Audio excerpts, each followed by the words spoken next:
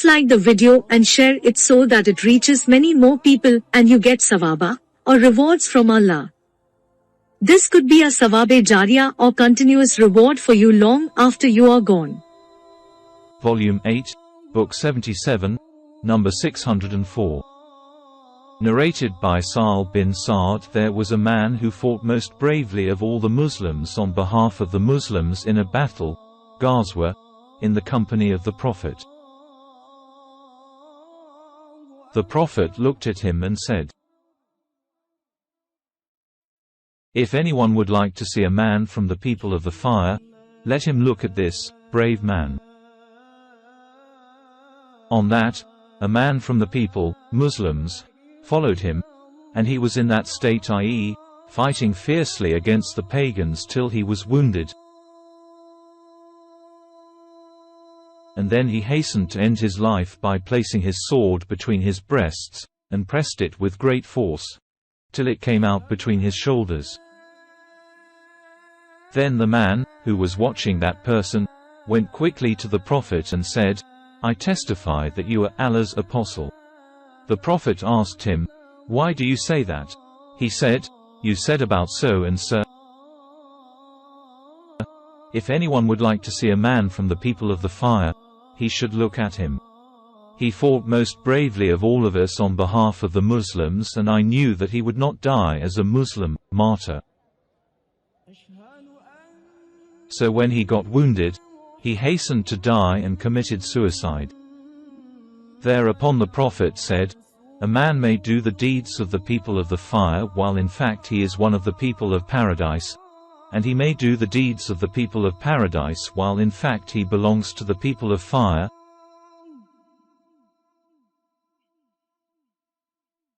And verily, the rewards of the deeds are decided by the last actions, deeds." Volume 8, Book 77, number 605. Narrated by Ibn Umar, the Prophet forbade vowing and said, "In fact, vowing does not prevent anything, but it makes a miser to spend his property." Volume 8, Book 77, number 606. Narrated by Abu Hurairah, the Prophet said, that Allah said, "Vowing does not bring to the son of Adam anything I have not already written in his fate, but vowing is imposed on him by way of foreordainment. Through vowing I make a miser spend of his wealth." Volume 8, Book 77, number 607. Narrated by Abu Musa, while we were with Allah's apostle in a holy battle, we never went up a hill or reached its peak or went down a valley, but raised our voices with takbir. Allah's apostle came close to us and said, "O people, don't exert yourselves, for you do not call a deaf or an absent one, but you call the all-listener, the all-seer." The Prophet then said, "O Abdullah bin K, shall I teach you a sentence which is from the treasures of paradise? It is, La hawla wala quwwata illa billah. There is neither might nor power except with Allah." Volume 8, Book 77, number 608. Narrated by Abu Sa'id al-Khudri that the Prophet said, "No caliph is appointed but has two groups of advisers. One group advises him to do good and urges him to adopt it, and the other group advises him to do bad and urges him to adopt it, and the protected is the one whom Allah protects." Volume 8, Book 77, number 609. Narrated by Ibn Abbas, the first did not see anything so resembling minor sins as what Abu Hurairah said from the Prophet, who said, "Allah has written for the son of Adam his inevitable share of adultery whether he is aware of it or not.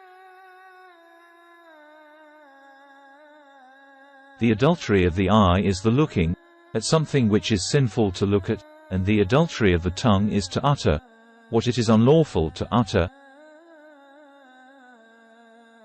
and the inner self wishes and longs for adultery, and the private parts turn that into reality or refrain from submitting to the temptation." Volume 8, Book 77, number 610.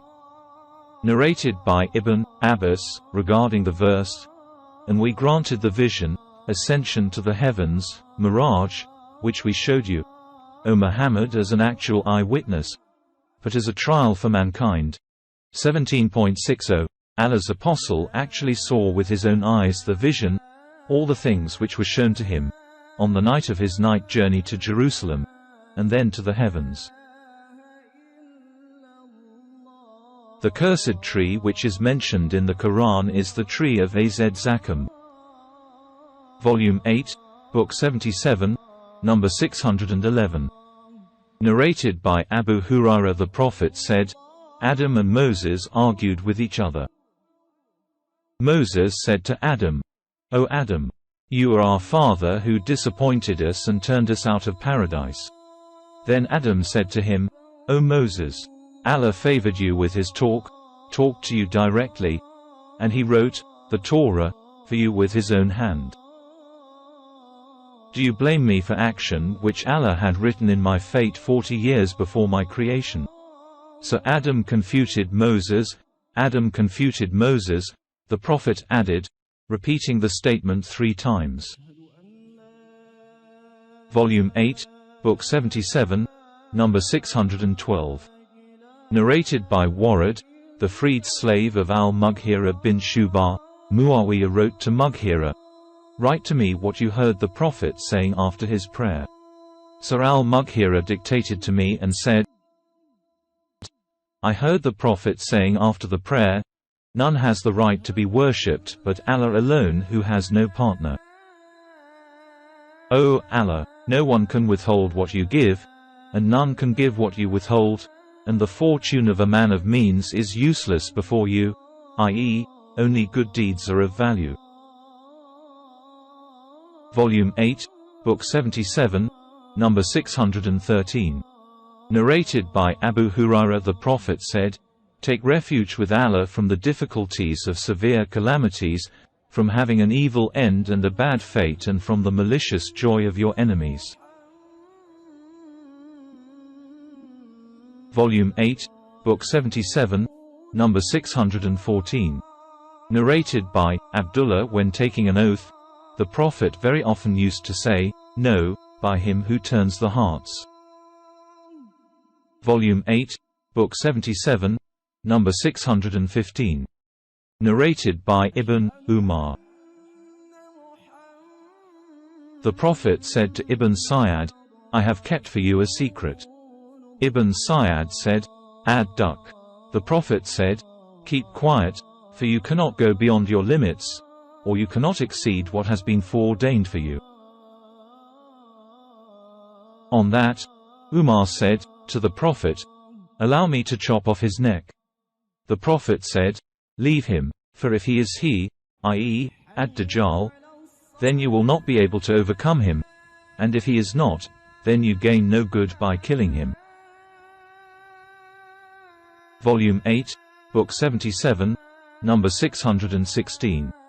Narrated by Aisha, I asked Allah's apostle about the plague. He said, "That was a means of torture which Allah used to send upon whomsoever he wished, but he made it a source of mercy for the believers, for anyone who is residing in a town in which this disease is present, and remains there and does not leave that town, but has patience and hopes for Allah's reward, and knows that nothing will befall him except what Allah has written for him, then he will get such reward as that of a martyr." Volume 8, Book 77, number 617.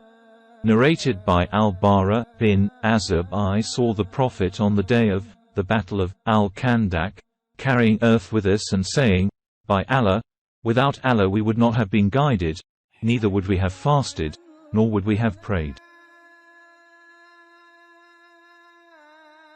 O Allah, send down Sakina, calmness, upon us and make our feet firm when we meet the enemy. The pagans have rebelled against us, but if they want to put us in affliction, i.e., fight us, we refuse to flee." See Hadith number 430, Volume 5.